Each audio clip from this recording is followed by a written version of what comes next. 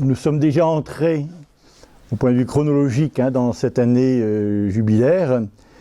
Et en quelques mots, donc, je vais dire un petit peu le plan de ce que je vais exposer ce soir. La première chose que je voudrais dire, donc, c'est qu'au cœur de cette soirée, il y a une phrase de l'évangile de Saint Luc, au chapitre 4, verset 19, « Proclamer une année d'accueil par le Seigneur ». C'est une phrase qui se trouve en fait dans le livre d'Isaïe, au chapitre 61, dont l'évangéliste Saint Luc nous dit que Jésus l'a trouvé en participant à la liturgie du Shabbat à la synagogue de Nazareth. Trouvé, donc on peut l'interpréter en deux sens, ou bien il a cherché pour prendre vraiment cette phrase, ou bien c'était la phrase sur laquelle était ouverte, disons, la disposition des rouleaux.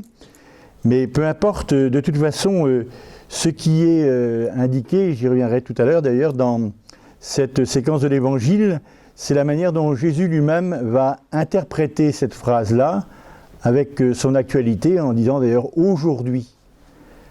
Alors, l'esprit de cette soirée, donc, ce sera de donner quelques points de repère pour entrer dans la démarche du jubilé, en insistant sur les sources bibliques. On pourrait prendre bien d'autres entrées, mais l'entrée biblique est vraiment fondamentale.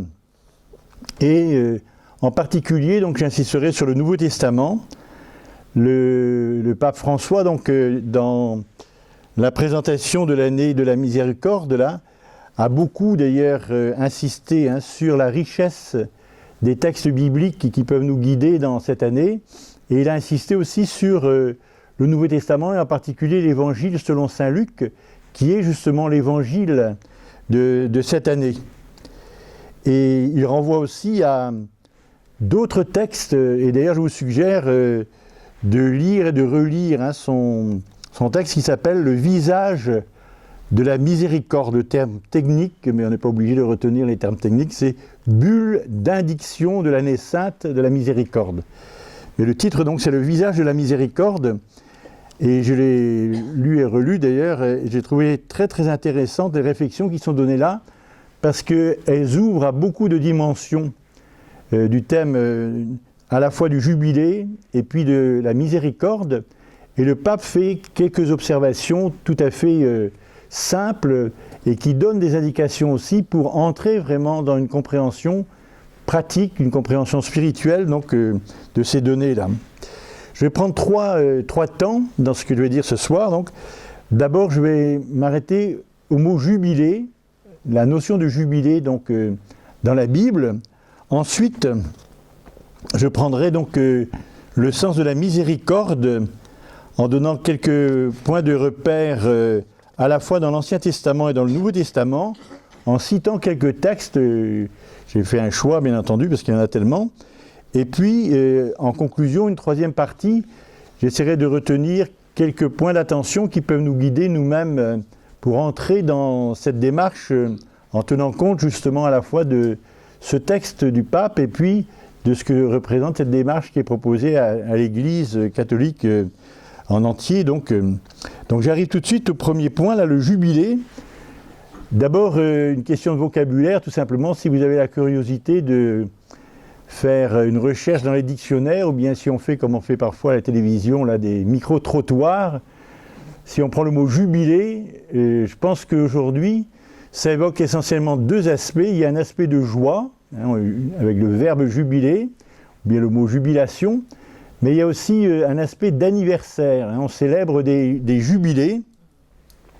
Et en fait, ce vocabulaire-là qui est passé dans le langage courant, donc ce sont des mots qui existent aujourd'hui, donc eh bien c'est un vocabulaire qui nous vient déjà de la Bible, et en particulier donc d'une racine en hébreu, sur laquelle on peut un petit peu discuter, mais il semble que le point de départ, ce soit une désignation d'un instrument de musique, une corne de bélier qui servait donc pour certaines annonces, pour certaines sonneries.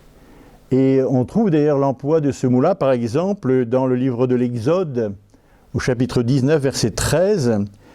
Et l'emploi donc de cet instrument-là était pour mettre en valeur une pratique qui était à la fois liturgique, c'était vraiment un temps de célébration, un temps d'assemblée, mais avec aussi une dimension sociale liée à la notion de libération. Si bien que ce thème-là reste aussi attaché à la notion de jubilé. Ce n'est pas simplement une célébration de joie, mais il y a aussi un engagement sur le registre de la libération. Alors, je vais y revenir justement tout de suite. Là, je vous propose de prendre quelques textes dans les sources de l'Ancien Testament et du Nouveau Testament qui utilisent ce vocabulaire du jubilé. Dans l'Ancien Testament, c'est une prescription qu'on trouve dans le livre du Lévitique, livre des prêtres comme on traduit parfois. Donc, c'est un livre que l'on ne connaît peut-être pas de manière très très précise tous. Et le chapitre dans lequel on a les précisions, c'est le chapitre 25. Je vais lire quelques versets de ce texte-là. Tu compteras 7 semaines d'année, c'est-à-dire 7 fois 7 ans. Cette période de 7 semaines d'année représentera donc 49 ans. Le 7e mois, le 10 du mois, tu feras retentir le corps pour une acclamation. Voilà justement ce dont je parlais tout à l'heure. Au jour du grand pardon, vous ferez retentir le corps dans tout votre pays.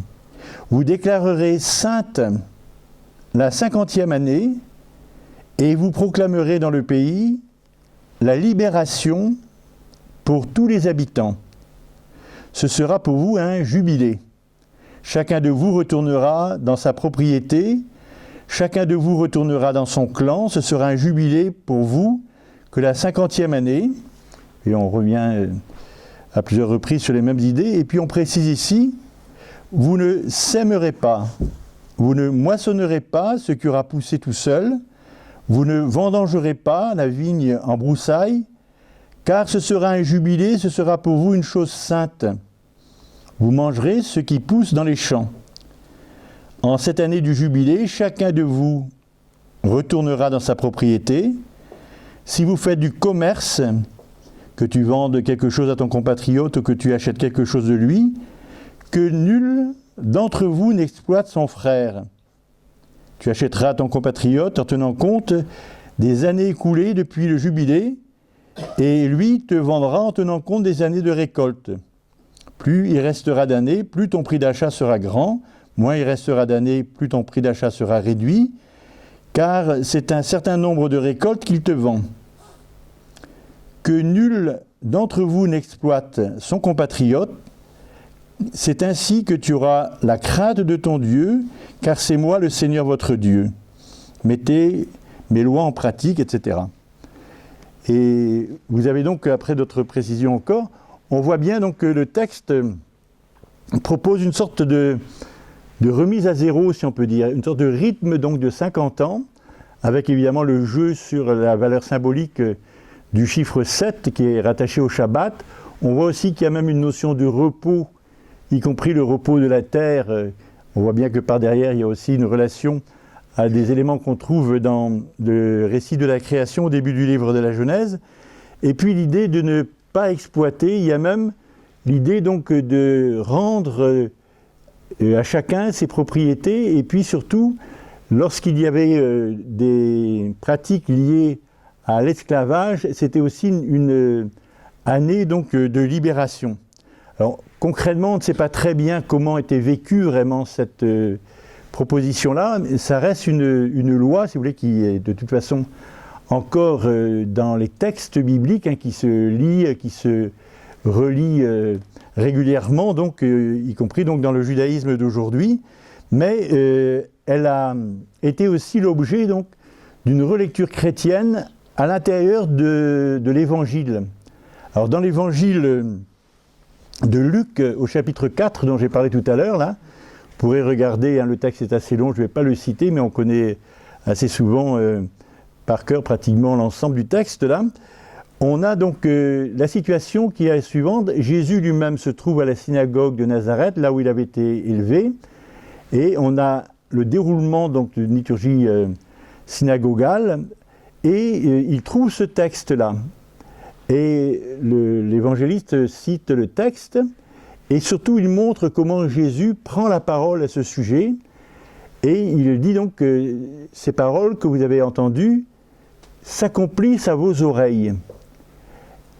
Et donc Jésus lui-même prend appui sur le texte qui est un texte d'Isaïe, qui renvoie à cette pratique du jubilé, et le texte d'Isaïe dit « Le Seigneur repose sur moi, il m'a conféré l'onction », c'est-à-dire il m'a donné une mission, il m'a oint, comme on dit, c'est-à-dire le mot qui est là, c'est le mot qui a donné le mot « Messie » à partir de l'hébreu, et qui a donné son synonyme en grec, Christ, à partir donc de la traduction en grec.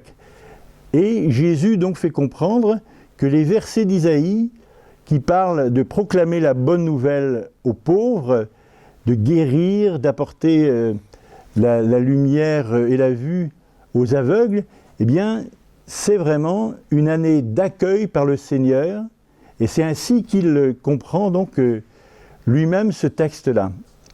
Et alors, je ne vais pas tout détailler, mais il y a un point sur lequel j'aimerais insister, c'est que dans l'homélie que Jésus fait, puisqu'il est en position de celui qui fait une homélie à la synagogue, il va chercher dans l'Ancien Testament des éléments qui montrent que ce type de promesse de Dieu ne concerne pas uniquement le peuple d'Israël, mais concerne aussi les étrangers. Et il va prendre comme exemple le prophète Élie, le prophète Élisée, qui ont accompli des signes au profit d'étrangers. Et il va essayer donc de faire comprendre à l'assemblée qui est à Nazareth que la mission dont parle le texte d'Isaïe, c'est une mission qui est une mission ouverte sur l'étranger. Et les choses se passent mal à la synagogue, il y a un mouvement contre lui, et les gens donc essaient de le pousser et même donc le mettre en danger de mort. Et puis le texte se termine par une phrase qui reste assez énigmatique là. Et lui, passant au milieu d'eux, alla son chemin. Alors, si on regarde ce texte-là, on peut comprendre que dans la version que donne Saint Luc, qui est la version la plus détaillée et qui est placée tout à fait au début de ce qu'on appelle souvent le ministère de Jésus, Saint Luc nous fait comprendre que c'est pratiquement le programme entier de l'Évangile qui est réalisé là. Jésus qui est venu chez les siens, Jésus qui se réfère pour sa mission à l'Écriture, mais Jésus qui interprète sa mission de manière très ouverte, universaliste, et qui se trouve en but avec certains qui veulent maintenir pour eux-mêmes les privilèges de son action. Puisque dans le texte, à un moment donné, il dit « Sûrement vous allez me dire », et puis il fait allusion donc à ce que les gens ont entendu à son sujet qui s'était passé à Capharnaüm, faisant autant ici. C'est Jésus lui-même qui provoque cela dans la manière dont il s'adresse à l'assemblée. Et à la fin du texte, on voit que il y a contre lui un projet de meurtre auquel il échappe. Mais on a pratiquement l'itinéraire de Jésus dans l'Évangile, y compris donc jusqu'à la résurrection, même si c'est simplement ici, disons de manière imagée.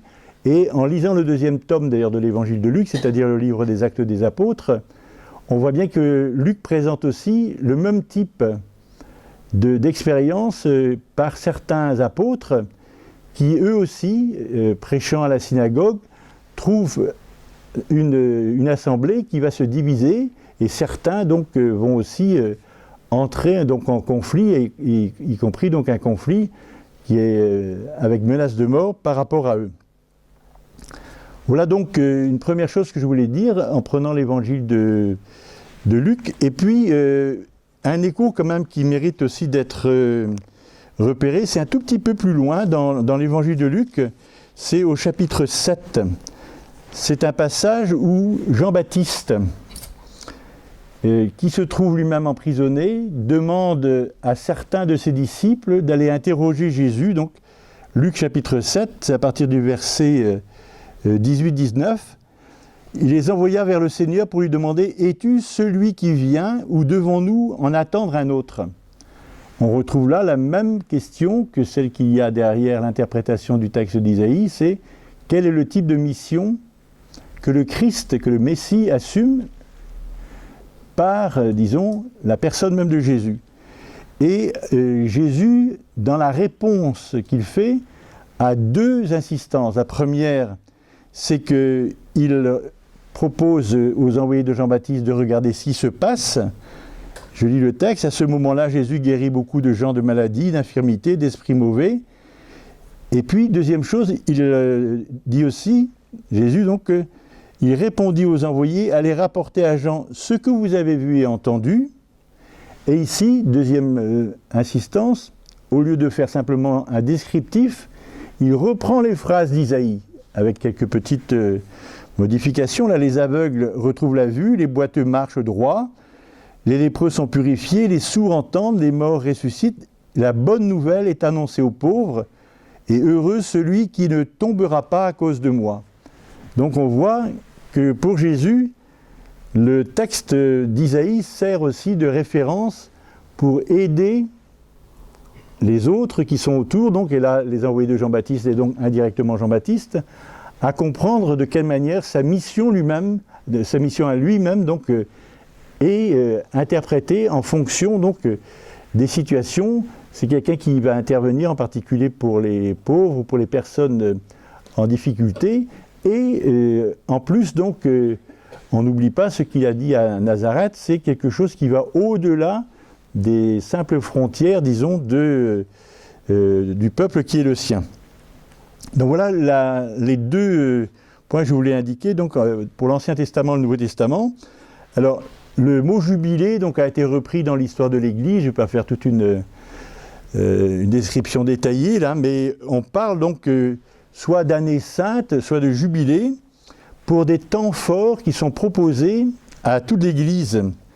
Donc il y a un aspect de démarche commune, puisque c'est l'Église entière qui est invitée donc, à entrer dans cette démarche, mais c'est aussi relayé par des initiatives locales sous la responsabilité des évêques. Et Bruno, tout à l'heure, a cité le petit livret dans lequel notre évêque lui-même a pris à cœur donc, de voir comment proposer un certain nombre de choses chez nous, y compris donc, du point de vue local, en tenant compte des sanctuaires, avec aussi donc la valorisation de certains signes. D'abord, il y a la notion de pèlerinage, de marche dans un sens précis au plan spirituel. Il y a aussi des symboles comme la porte, l'ouverture de la porte sainte. Il y a des thèmes aussi comme les thèmes du pardon, des thèmes comme les œuvres de miséricorde. Et donc tout cela, donc, c'est une richesse, si on peut dire, qu'on essaie de déployer comme ça dans un rythme qui dépend un peu des initiatives des différents papes. En général, donc, on considère qu'il y a deux types de jubilés. Il y a des jubilés qui sont liés à la chronologie, puisque c'est là qu'on a dans l'Ancien Testament les 49 plus une, donc c'est-à-dire les 50e années. Donc c'est les siècles, les quarts de siècle aussi parfois, les demi-siècles. Et puis il y a aussi des jubilés thématiques, c'est-à-dire que le pape peut très bien aussi souhaiter mettre en valeur tel ou tel aspect. Par exemple, on a connu comme jubilé important du point de vue des dates, évidemment, l'entrée dans le jubilé de l'an 2000, avec donc des textes et des initiatives donc de Jean-Paul II, mais qui ont été très très largement répercutés par bien des démarches. Et puis, comme jubilé extraordinaire, Jean-Paul II avait aussi, en 1983, proposé un jubilé pour le 1950e anniversaire de la rédemption du genre humain. C'était thématique, mais en même temps, là, il s'appuyait sur une chronologie possible, puisque les dates précises concernant la mort de Jésus et donc le mystère pascal, mort et résurrection, sont un petit peu sujets à discussion à quelques années près, mais l'une des dates possibles, donc c'est 33, donc en prenant cette date-là, Jean-Paul II avait attiré l'attention sur cette proposition donc de jubilé en lien avec le mystère de la rédemption. Et alors le jubilé de cette année-ci, donc c'est dans ce cadre-là que le propose le pape François. dans ses textes, il met clairement en relation avec le 50e anniversaire de la clôture du Concile Vatican II. Et en mettant en valeur, alors, comme thématique, justement, la miséricorde, et en lien avec le texte évangélique de Saint Luc. On peut trouver donc un certain nombre de passages, et il est très très clair ici dans son texte, le visage de la miséricorde. Et moi j'ai beaucoup apprécié par exemple la manière dont il a aussi, dans ce texte-là, fait référence à tous ses prédécesseurs immédiats, comme Pape, Jean XXIII, Paul VI, Jean-Paul II, Benoît XVI, et avec l'idée donc de proposer aussi à l'Église de revenir au cœur, même aux sources de la foi, et puis de proposer donc ce Dieu de miséricorde donc au cœur de la vie chrétienne, et puis de la célébration, en insistant d'ailleurs sur l'aspect sacramental aussi. Donc voilà, ça c'était autour de la notion de jubilé. Je passe maintenant justement à, non pas l'autre versant, puisque ce ne sont pas vraiment des versants distincts, mais à la thématique de ce jubilé ici, donc jubilé de la miséricorde, dans le thème de la miséricorde. D'abord, quelques points de repère généraux au point de vue biblique, et puis après je regarderai avec vous quelques textes de l'Ancien, puis du Nouveau Testament. Première remarque, justement, je voudrais bien insister là-dessus, c'est que le thème de la miséricorde, on le trouve dans l'Ancien et dans le Nouveau Testament. C'est une occasion peut-être de bien se mettre devant le mystère de la révélation, qui n'annule pas la révélation de l'Ancien Testament, mais qui au contraire donc lui donne son plein sens. Il y a des enjeux importants à bien regarder quel est le sens que nous accordons aux lectures, par exemple, de l'Ancien Testament que nous faisons dans la liturgie. Elles ont déjà un sens en elles-mêmes en lien avec la révélation étape par étape, donc avec le choix du peuple juif, avec différentes alliances, puisque dans l'Ancien Testament il y a plusieurs alliances. Et puis il y a une relecture qui est faite dans le Nouveau Testament en fonction d'une étape nouvelle qui est la révélation par le Christ et dans le Christ.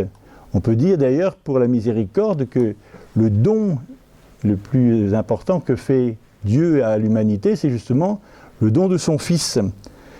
Et cette notion-là donc d'accomplissement que l'on trouve dans bon nombre de textes du Nouveau Testament, avec des mots un petit peu différents parfois, suivant les auteurs des textes, eh bien c'est une notion qui à la fois donc montre comment on prend appui sur l'Ancien Testament.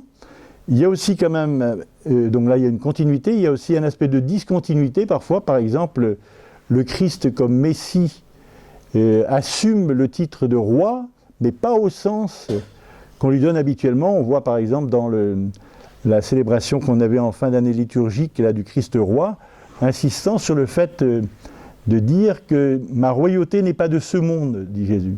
Donc il se met à l'écart pour qu'on évite de prendre ça au sens, disons, d'un pouvoir temporel, un pouvoir qui serait dans le domaine de la politique habituelle. Et puis il y a une progression par des éléments nouveaux qui sont donnés par le fait que désormais, donc c'est dans le Fils et par le Fils que Dieu se révèle.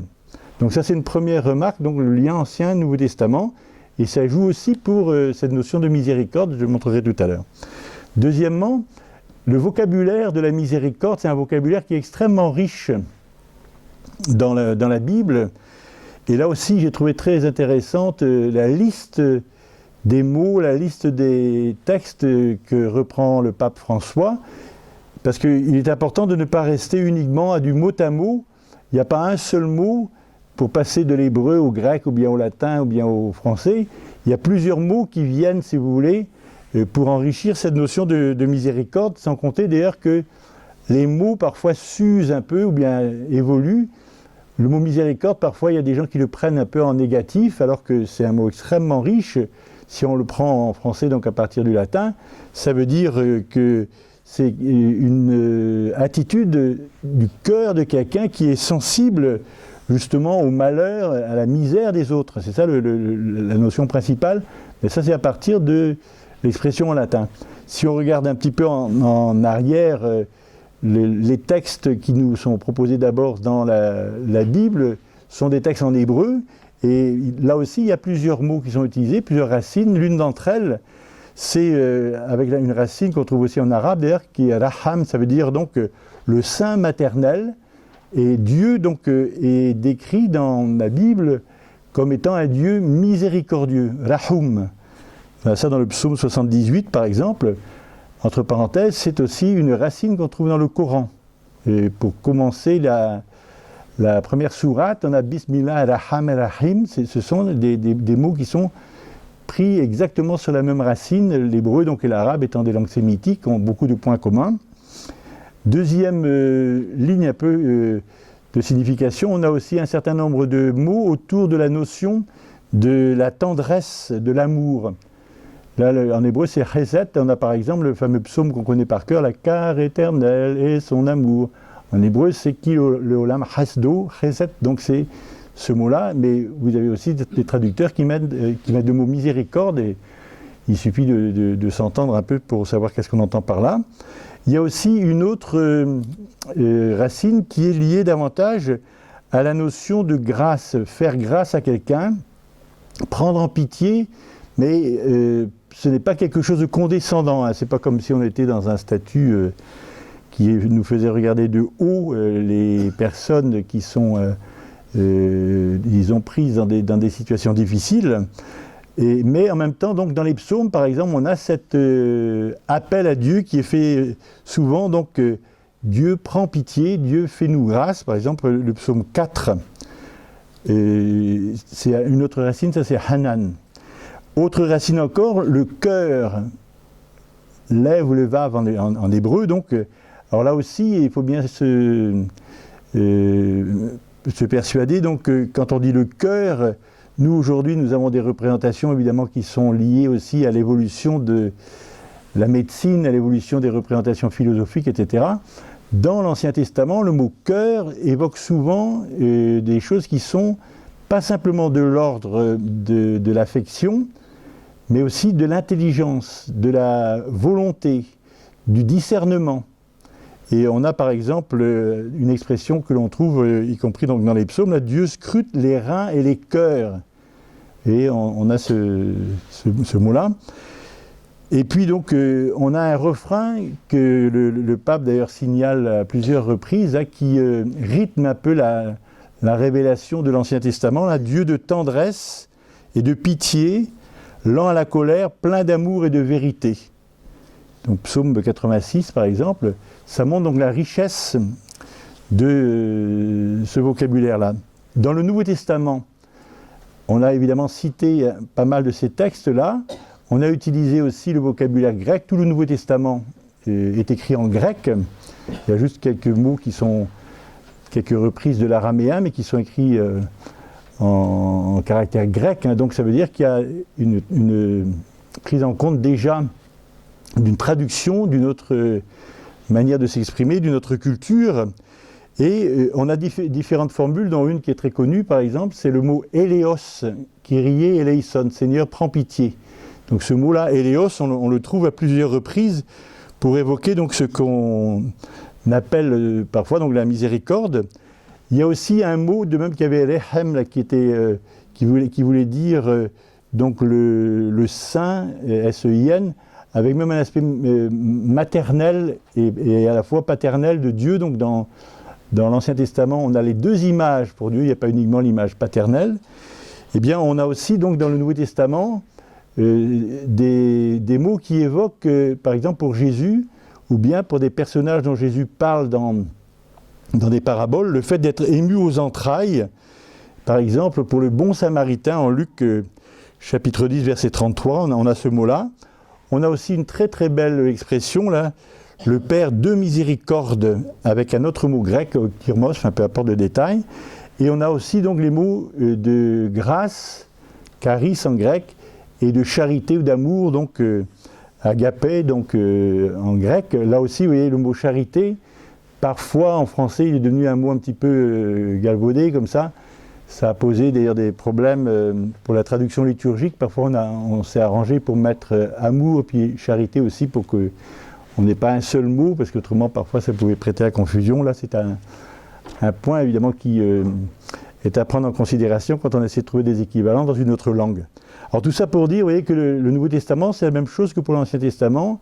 Il y a une très très grande richesse de vocabulaire. Ce qui compte évidemment, c'est chaque fois d'essayer de voir à quoi renvoie le texte. Quels sont les points sur lesquels il insiste, sans débarquer avec simplement des notions qui viendraient de notre manière à nous de comprendre tel ou tel mot. Alors, je terminerai simplement ce petit parcours-là pour dire que le mot de miséricorde, donc, on le trouve appliqué, par exemple, à Dieu, un Dieu miséricordieux. On le trouve aussi appliqué au Christ dans le Nouveau Testament. On le trouve appliqué aussi aux fidèles dans l'Ancien Testament déjà, dans le Nouveau Testament aussi, au sujet des disciples du Christ, qui sont appelés à être miséricordieux. L'être humain en général, on attend de l'être humain qui se montre miséricordieux à l'égard de son prochain. Et puis donc des communautés, telles qu'elles soient, donc même si elles sont parfois assez complexes dans leur composition. Et puis de l'Église pour le Nouveau Testament. Donc c'est pour dire que c'est un mot qui est extrêmement riche dans ces terrains, si on peut dire, d'application. Alors, je surveille l'heure un peu, je passe toujours autour donc, de cette notion de miséricorde là, à quelques textes de l'Ancien Testament d'abord, puis du Nouveau Testament. Pour l'Ancien Testament, je voudrais signaler, peut-être est-ce le plus important pour se mettre devant la manière même dont le texte biblique dans la tradition juive fait référence à Dieu par rapport à cette notion de miséricorde, c'est au début du livre de l'Exode, Exode chapitre 3, versets 7 et suivants. C'est donc la rencontre entre Dieu et Moïse. Moïse se dit, je vais faire un détour pour voir cette grande vision, pourquoi le buisson ne brûle-t-il pas, c'est la fameuse séquence du buisson ardent. Le Seigneur vit qu'il avait fait un détour pour voir, et Dieu l'appela du milieu du buisson, Moïse, Moïse. Il dit, me voici. Il dit, n'approche pas d'ici, retire tes sandales de tes pieds, car le lieu où tu te tiens est une terre sainte. Alors je passe un peu plus loin. Le verset 7 dit ceci, le Seigneur dit, j'ai vu la misère de mon peuple en Égypte. Et je l'ai entendu crier sous les coups de ses chefs de corvée. Oui, je connais ses souffrances. Je suis descendu pour le délivrer de la main des Égyptiens et le faire monter de ce pays vers un bon et vaste pays, vers un pays ruisselant de lait, de miel, etc.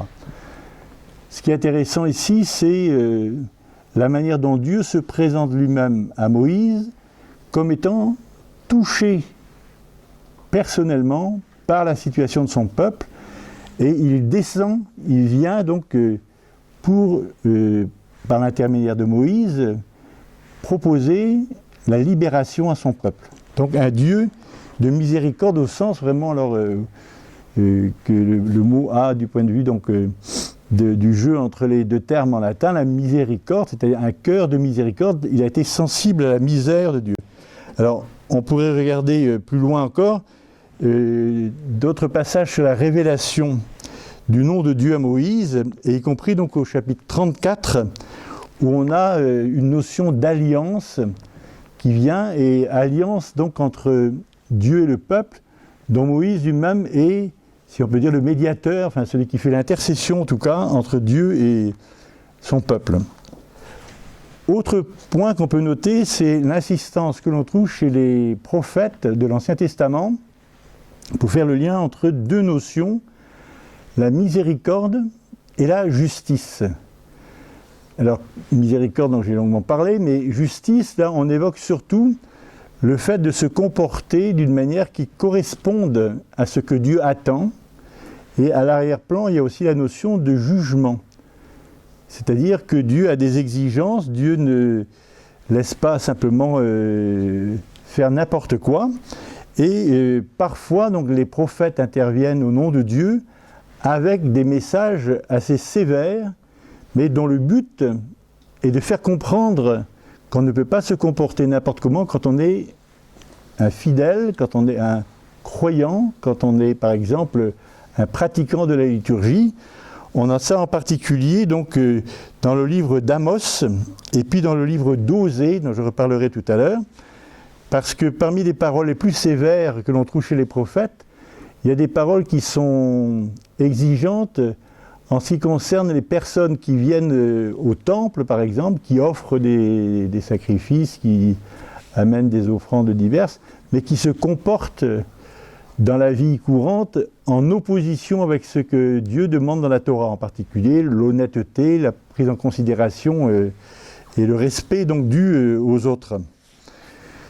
Et dernière chose que je voudrais indiquer aussi pour l'Ancien Testament, c'est la manière dont souvent le texte de l'Ancien Testament présente Dieu comme étant proche des pauvres. Tout à l'heure on voyait dans le livre de l'Exode déjà ce qui était dit à propos de la situation du peuple, mais on a aussi d'autres passages, par exemple dans les psaumes 145 et 146, qui sont cités d'ailleurs par le pape, là. Et psaume 145, à partir du verset 8, on a « Le Seigneur est bienveillant et miséricordieux, lent à la colère et d'une grande fidélité. Le Seigneur est bon pour tous, plein de tendresse pour toutes ses œuvres. Tous ensemble, tes œuvres te loueront, Seigneur, tes fidèles te béniront. » Tout ça, donc, ce sont des mots qui sont pratiquement des synonymes. Hein. Vous retrouvez là pratiquement les mots que j'ai évoqués tout à l'heure.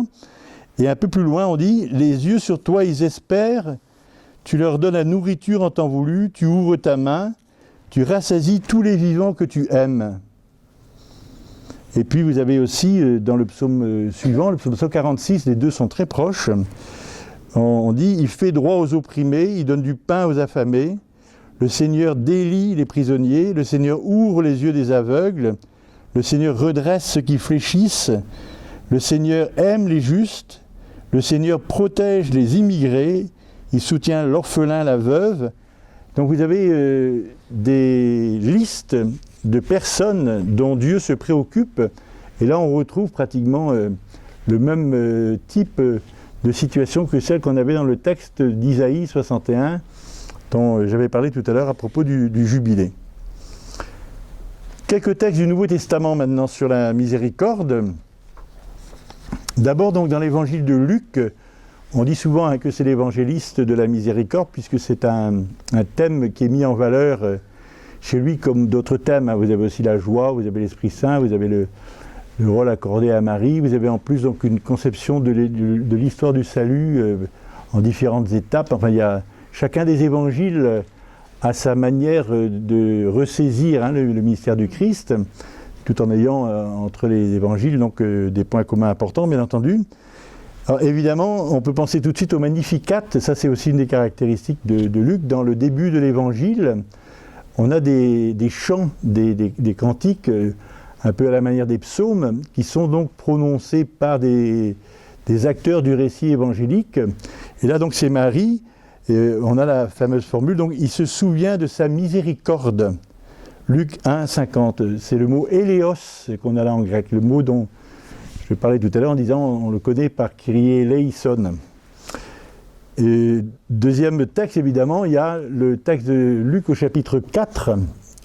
Je ne vais pas y revenir longuement, je voudrais simplement signaler que la manière même dont le texte de ce chapitre-là est placé, c'est très instructif. Je disais que si on voit donc cette scène-là, dans l'évangile de Luc, d'abord elle est placée tout de suite au début donc, du ministère de Jésus, alors que si on regarde la scène parallèle dans les évangiles de Marc et de Matthieu, c'est placé plus loin. Donc vraisemblablement, c'est Luc qui a tenu à mettre ça comme une scène programmatique, comme on dit, c'est-à-dire il a le don comme ça de faire une sorte de tableau, un peu comme une ouverture d'opéra, là où on a l'essentiel qui est placé tout de suite déjà en ouverture. Et puis deuxièmement, donc c'est une scène qui est beaucoup plus développée que dans les autres évangiles. Les autres ne parlent pas du texte d'Isaïe, par exemple.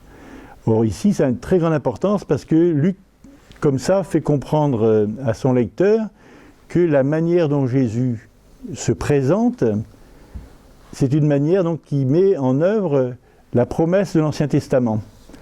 Et puis il y a un jeu assez subtil dans le texte.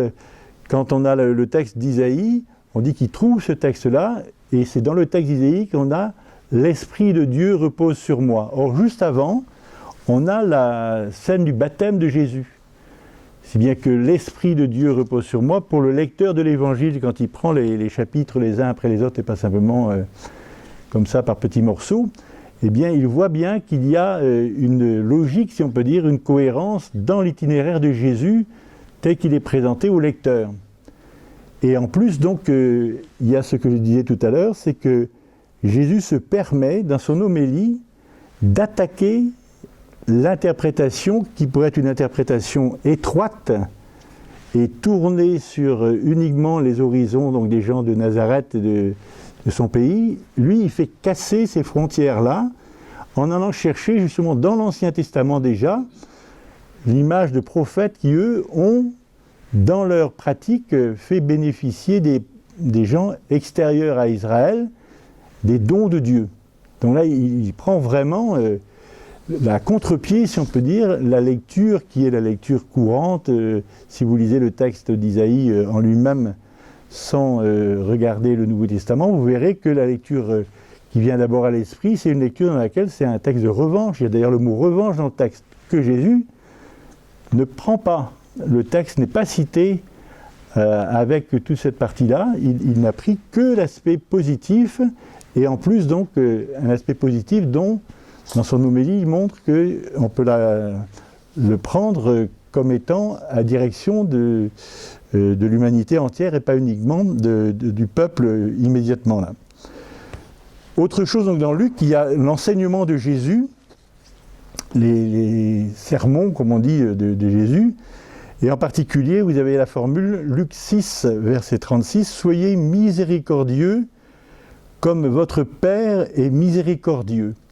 Dans le texte du pape, là, c'est au numéro 13 du document du pape, donc le visage de la miséricorde, 13 et puis 14, le pape François dit on pourrait prendre comme devise de l'année sainte, être miséricordieux comme le Père. Et il s'appuie donc sur ce texte de l'évangile de Luc, et c'est au fond la manière de faire comprendre que parler de miséricorde, c'est pas simplement avoir des belles paroles sur ce qu'est Dieu, sur ce qu'est le Christ, c'est aussi une exigence pour que dans le comportement des fidèles du Christ, cette notion-là soit vraiment mise concrètement en valeur. Alors, je m'arrête là une seconde pour un point qui est très très important, c'est que quand on regarde tout ce que je viens de dire là par rapport au Dieu miséricordieux, ou bien par rapport au fait aussi de pratiquer la miséricorde, là on enchaîne, si on peut dire, on prolonge l'enseignement qu'on trouve déjà dans l'Ancien Testament. Mais il y a un point sur lequel il y a une originalité dans l'Évangile, dans les Évangiles même, et qu'on retrouve d'ailleurs aussi dans des textes ailleurs dans le Nouveau Testament, en particulier chez Saint Paul, c'est ce qui est dit au sujet des ennemis. Au chapitre 6, donc toujours le même chapitre, au verset 27, Jésus demande d'aimer les ennemis et de prier pour les persécuteurs. Et donc, ce qui est là, c'est vraiment une manière d'aller jusqu'au bout de ce que peut être une attitude de miséricorde, et y compris par une formule qui semble complètement absurde. Il faut bien comprendre que quand on dit ennemis, ça veut dire des gens qui nous en veulent, et donc on doit essayer de faire un travail sur soi-même pour justement casser la réaction première qui peut être de répondre à la haine par la haine. Et il intègre en plus cela dans la prière. On retrouve dans l'Épître aux Romains des textes de Paul qui justement insistent là-dessus. Et alors là aussi, pour montrer la cohérence de l'évangile de Luc, Luc ne montre pas simplement Jésus disant cela dans son enseignement, mais il montre Jésus faisant cela. Et en particulier, donc, vous pouvez trouver ça dans la scène de Jésus en croix, c'est Luc chapitre 23, verset 34. Jésus en croix, donc, qui prie pour ceux qui le font souffrir. Et même chose là aussi, on peut aller voir le deuxième tome de Luc, c'est-à-dire les Actes des Apôtres, dans la description de la mort d'Étienne, hein, le premier martyr. Eh bien, il y a aussi donc au chapitre 7 des Actes, verset 60, l'attitude d'Étienne qui est vraiment calquée, si on peut dire, sur l'attitude de Jésus. Et on voit bien que la rédaction même du récit de la mort d'Étienne, elle est faite par Luc en reprenant la manière dont il a rendu compte de la façon dont Jésus a vécu lui-même ce moment si important, mais en même temps si éprouvant, avec donc prière pour ceux qui le persécutaient. Alors je prends encore deux autres passages, mais on pourrait prendre bien d'autres. Dans Luc, il y a la parabole du bon samaritain, c'est très connu. Ce que je voudrais surtout souligner là, c'est l'appel à l'inventivité. C'est-à-dire que c'est donc un récit dans lequel on voit quelqu'un. Alors en plus, un samaritain, c'est par hypothèse plutôt quelqu'un auquel on ne penserait pas pour intervenir en faveur d'un juif, puisque juif et samaritain ne s'entendaient pas très bien, c'est moins qu'on puisse dire. Mais surtout, donc, on voit qu'il est présenté comme ayant été touché lui-même par quelqu'un qui était au bord du chemin, qui était blessé. Mais ce que je voudrais surtout signaler, c'est la fin du récit. Fait de même, dit Jésus, à celui qui l'avait interrogé au point de départ.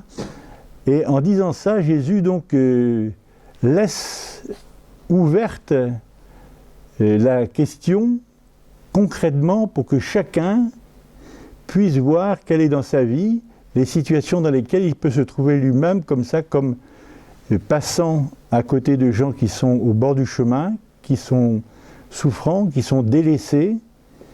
Et au lieu de détailler, fait de même, c'est vraiment disons une phrase qui est un impératif, là, mais qui invite à la créativité, puisque ce qu'a fait le bon samaritain, c'est pas simplement de secourir quelqu'un de manière ponctuelle, il s'est préoccupé de ce qu'il allait devenir ensuite. Et ça, c'est aussi extrêmement intéressant, de ne pas en rester à des soutiens ponctuels, simplement comme si on était débarrassé du problème après. En fait, il a fait en sorte que la prise en charge puisse continuer, donc il a donné ce qu'il fallait, et y compris indépendamment de lui-même, c'est-à-dire que lui-même s'est effacé, si on peut dire, par rapport au fait de proposer à cette personne-là donc une façon de se tirer de son problème indépendamment donc d'un aspect qui pourrait être une sorte de captation, si on peut dire. Moi, je trouve que cette parabole est extrêmement, avec tout ce qu'il y a autour, extrêmement riche. Et il y a aussi, bien sûr, au chapitre 15, ce qu'on appelle les paraboles de la miséricorde, justement, avec la brebis retrouvée, la pièce retrouvée, les deux fils. Et alors, le seul point sur lequel je voudrais insister là, c'est que si vous regardez le début de ce chapitre-là, si Jésus donc prend ces paraboles telles qu'elles nous sont en tout cas proposées dans la mise en place qu'a donné Luc dans son évangile, c'est justement pour que l'on comprenne l'attitude même de Jésus qui était accueillant aux pécheurs, ce qui lui a été reproché par d'autres. Et accueillant, c'est un mot, donc le verbe qui est là, c'est un mot qui prend la même racine que le mot accueil qu'il y a dans l'épisode justement du chapitre 4 de Jésus, donc qui propose une année d'accueil par le Seigneur et qui fait réfléchir aussi à la manière dont un prophète est accueilli ou bien non accueilli dans sa patrie. Tout ça pour montrer vraiment qu'on a là une réflexion de Luc qui est extrêmement, disons, insistante et avec des ouvertures très très grandes. Voilà, je continue, je regarde un peu l'heure toujours, il me reste à peu près une dizaine de minutes encore, ça va ? Oui. Alors juste quelques mots pour dire aussi, on pourrait regarder d'autres évangiles, par exemple dans l'évangile de Matthieu, qui est assez souvent parallèle avec l'évangile de Luc. On a dans le récit, et dans la liste des des béatitudes de Matthieu, en comparaison donc de celle de Luc, on a vraiment des points communs, hein, mais il y a aussi des choses originales. On a la fameuse formule « Heureux les miséricordieux, car ils obtiendront miséricorde ». Et là aussi, Matthieu insiste sur la cohérence qu'il y a entre la manière dont on est soi-même aujourd'hui et la manière dont on sera perçu par Dieu donc, au dernier temps. Autre chose qu'on trouve dans Matthieu aussi, c'est l'importance du pardon et de la réconciliation. Matthieu chapitre 5 verset 23, une phrase qui est très très belle, lorsque tu vas présenter ton offrande à l'autel, etc., et que là tu te rends compte que quelqu'un a quelque chose contre toi, va d'abord te réconcilier.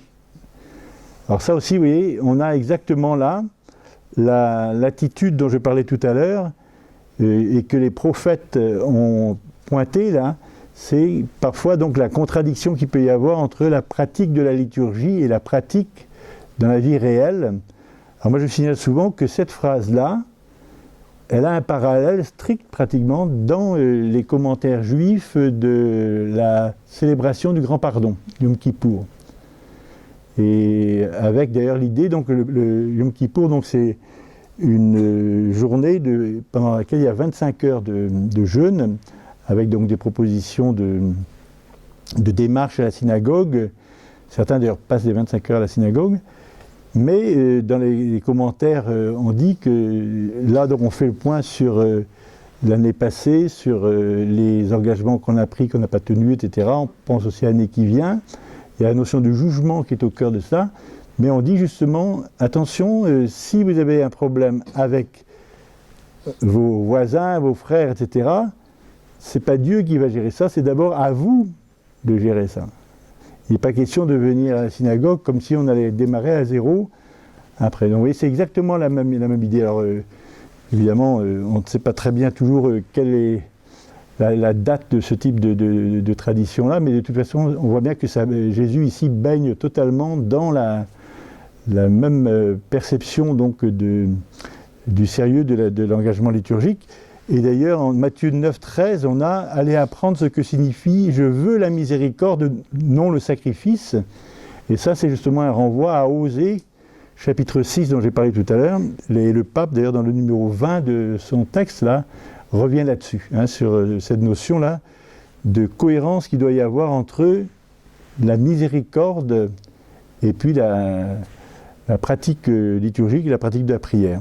Et l'autre texte de Matthieu, alors, qu'on n'a que chez Matthieu aussi, mais qui est très connu, c'est le grand tableau qui est fait à la fin de l'Évangile, c'est au chapitre 25, où il y a la comparution devant le Seigneur et où on entend dire, donc, chaque fois que vous avez fait à l'un de ces petits qui sont mes frères, c'est à moi que vous l'avez fait. Donc il y a la manière dont le Seigneur lui-même s'identifie aux petits et l'attitude que l'on peut avoir par rapport à quelqu'un, soit le rejet, soit au contraire l'accueil, eh bien ça touche à la personne même du Christ. Voilà. Dans les autres textes du Nouveau Testament, donc j'ai fait allusion déjà tout à l'heure à l'Épître aux Romains, par exemple, il y a le chapitre 12 qui est très intéressant, et puis vous avez aussi des formules comme Dieu est riche en miséricorde, chapitre 2 de l'Épître aux Éphésiens, verset 4, et puis bien sûr Dieu est amour, on a dans la première épître de Jean, chapitre 4, verset 8. Alors, tout ça c'est pour un parcours, oui, mais je vous conseille surtout peut-être de relire le texte du pape là, qui est extrêmement évocateur, et puis surtout donc, en des mots très simples, il invite aussi après à voir comment on peut percevoir ça aujourd'hui. Alors en conclusion justement je voudrais faire quelques observations sur le sens de la miséricorde et le sens du jubilé, donc tel que j'ai essayé de le faire percevoir dans les textes. Hein. D'abord donc c'est la notion d'une marche ensemble, même si donc il ne faut pas perdre de vue donc l'aspect personnel, donc c'est à la fois collectif et personnel, et c'est une démarche qui est toujours à reprendre, mais on peut être à l'affût donc des différentes propositions qui nous sont faites. Là tout à l'heure Bruno avait le petit livret, là il y aura constamment des invitations qui nous seront répercutées dans le diocèse, avec donc soit par la radio, soit par des des conférences, etc. Et des dates qui vont ponctuer aussi l'année. Donc j'en dis pas plus maintenant, mais être attentif au fait que donc c'est quelque chose que nous vivons ici, mais que l'Église universelle vit aussi, avec en particulier donc le lien avec Rome. Le pape d'ailleurs à un moment donné dit « C'est une aventure, laissons-nous surprendre par Dieu ». C'est le numéro 25.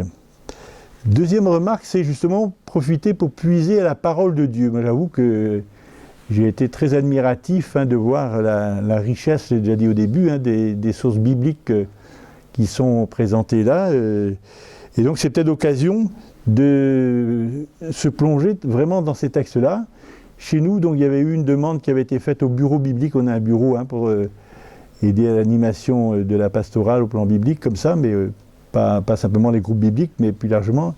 Et Yves Saout a fait un certain nombre de fiches pour proposer des démarches, et on peut les demander donc, en passant par Yvon Gargam pour la communication, pour avoir ça. Donc il prend un schéma assez simple autour chaque fois d'un texte, Ancien ou Nouveau Testament, mais en proposant donc quelques questions pour actualiser, et puis proposer aussi une démarche qui peut tenir dans 1h30 environ, avec un temps d'échange et de prière. Autre point aussi qui est mis en valeur, bien entendu, c'est la notion de pardon. Alors le mot pardon chez nous, en plus, est extrêmement riche par rapport à une pratique séculaire, si on peut dire, avec donc des pèlerinages aussi aux différents endroits où il y a les portes saintes, dans les différents sanctuaires, avec l'insistance aussi sur le sacrement de pénitence et de réconciliation, particulièrement au moment du carême. Alors là, il y a aussi une formule du pape, là, au numéro 22, il dit « Le pardon de Dieu pour nos péchés n'a pas de limite ». Et il propose d'ailleurs quelque chose d'assez inventif, là, c'est des missionnaires de la miséricorde, ça prendra forme, enfin, on verra un peu sous quelle forme. Autre chose encore donc, qui met en finale, là, c'est penser aux exemples que l'on peut avoir dans ce que nous connaissons, soit les saints de l'Église universelle, il y a des grandes figures de miséricorde qui peuvent surgir, soit des personnes plus locales, si on peut dire, à la fois des gens qui ont marqué l'évangélisation chez nous. Là aussi, c'est une manière de reconnaître que nous sommes bénéficiaires ici de la venue d'un certain nombre d'évangélisateurs de différents pays. Mais on peut aussi penser à des gens qui ne sont pas connus du tout et qui peuvent être pour nous des figures de la miséricorde. Je suis sûr que rien que si on prenait le temps de parler de ça, on aurait des exemples nombreux. Chacun d'entre nous a certainement sur son chemin rencontré telle ou telle personne qui a été, ou qui reste peut-être si elle est toujours vivante, un signe de cette miséricorde de Dieu, et parfois même dans des situations difficiles, mais parfois c'est pas du tout spectaculaire, puis c'est des gens qui ne vont pas être canonisés pour autant parce qu'ils ne sont pas connus. Et le pape d'ailleurs signale aussi que c'est une manière de voir aussi la place de Marie dans l'évangile, en particulier l'évangile de Luc. Autre chose encore, c'est les interrogations qu'on peut se poser sur le renouvellement d'une charité inventive, c'est-à-dire, moi ça m'a toujours frappé quand on regarde l'histoire de l'Église, on voit qu'à certains moments où il y a eu des crises, par exemple dans le domaine de la santé, dans le domaine de l'éducation, dans les mentalités aussi de rejet, etc., il y a des personnes qui se sont levées pour mettre en place des institutions qui parfois d'ailleurs ont été relayées par des choses d'État après, mais pas toujours. Donc là aussi, voir à quoi aujourd'hui on peut être attentif pour être des personnes de miséricorde, et y compris, alors là c'est bien que c'est dur, en pensant donc à ce que dit le Christ, y compris pour les ennemis. Il n'y a pas besoin de faire de schéma, mais il y a aussi tout un travail à faire sur nous-mêmes et dans nos communautés pour ne pas tomber dans un discours aujourd'hui qui risque de faire entrer dans une spirale de haine et d'amalgame absolument anti-évangélique. Jusque-là, faire ça, c'est exactement faire le contraire de ce que demande le Christ. autre chose, donc, c'est la large ouverture aussi que le pape demande dans son texte. Là, il dit ce n'est pas une société d'élite qu'on doit faire, c'est penser aussi que ce qu'on essaie de vivre ensemble, c'est pour d'autres au-delà. Il a d'ailleurs au numéro 23 toute une réflexion sur l'aspect interreligieux. Il cite d'ailleurs le judaïsme et l'islam. Et puis au numéro 25, il insiste sur le fait que ce jubilé, là, normalement, c'est au bénéfice de tous. Et puis je terminerai donc en disant aussi que, et je sais que c'est un souci de notre évêque, là, avec tout ce qui se passe dans les propositions qui sont offertes là autour de la miséricorde, là, il ne faut pas oublier non plus l'actualité de l'encyclique du pape sur Laudato Si, donc loué sois-tu, sur la sauvegarde de la maison commune, comme dit le sous-titre. Et il se trouve d'ailleurs que les numéros 91-92 de l'encyclique insistent sur cette notion de communion universelle, en disant ceci: le sentiment d'union intime avec les autres êtres de la nature, ne peut pas être réel si en même temps il n'y a pas dans le cœur de la tendresse, de la compassion et de la préoccupation pour les autres êtres humains. Et on peut regarder aussi les deux prières que le pape a mises en conclusion de son encyclique. Je reconnais que l'encyclique est plus difficile à lire que le texte ici, mais il y a des relais aussi qui ont déjà été faits, d'autres qui seront faits pendant l'année, là. Mais la notion de miséricorde doit aussi trouver place dans ce cadre plus large. Ce n'est pas simplement l'aspect, disons, étroit de la relation aux êtres humains de notre génération, mais penser au-delà de nous, et même penser donc à ce que représente toute la création. Voilà.